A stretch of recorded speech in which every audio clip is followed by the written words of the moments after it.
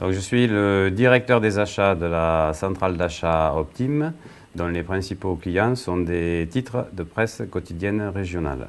On compte parmi les plus connus la Dépêche du Midi, le groupe Sud-Ouest à Bordeaux, Midi Libre à Montpellier, La Montagne à Clermont-Ferrand, la NRCO à Tours, le Télégramme de Brest, et puis pour le plus éloigné, la Presse de la Manche à Cherbourg.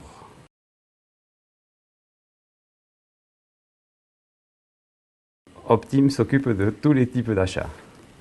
Les achats de production, les achats généraux et les achats de prestations intellectuelles.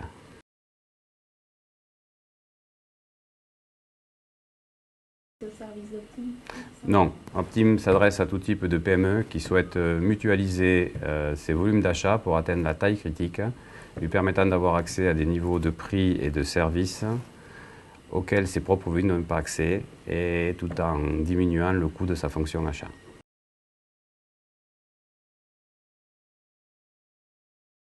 Le CEDAF est la première association dans le monde des achats en France.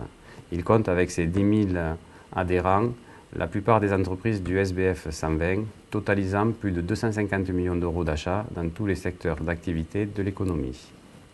Le CEDAF compte également de nombreux dirigeants de PME et TPE, ainsi que des entités publiques, États et collectivités territoriales.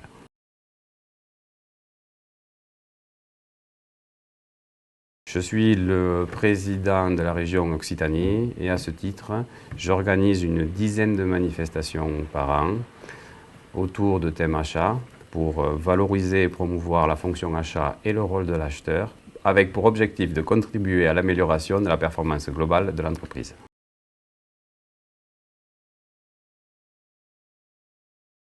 On sait tous que, alimenté par les évolutions technologiques, les évolutions sociétales, avec le passage de la propriété au coût d'usage, avec la montée en puissance de l'économie collaborative, le vieillissement de la population, l'arrivée en force des objets connectés et bien d'autres éléments encore, les services sont un secteur d'activité en plein essor. Le rôle de l'acheteur est d'aller chercher l'innovation de ses fournisseurs pour améliorer la compétitivité de son entreprise. Il est évident que dans ce contexte, le CEDAF se devait d'être partenaire de Services.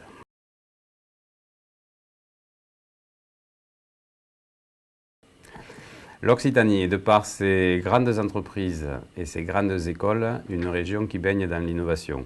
Les activités de service se nourrissent de cette innovation pour se développer. Il est donc logique que Toulouse ait son propre salon dédié au secteur des services.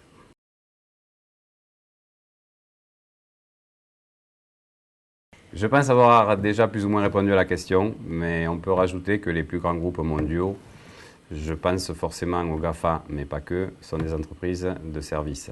Les activités de services représentent 75% du PIB européen et ce sont elles qui créent le plus d'emplois. Alors oui, on peut dire sans hésiter que les activités de services sont un poids lourd de l'économie.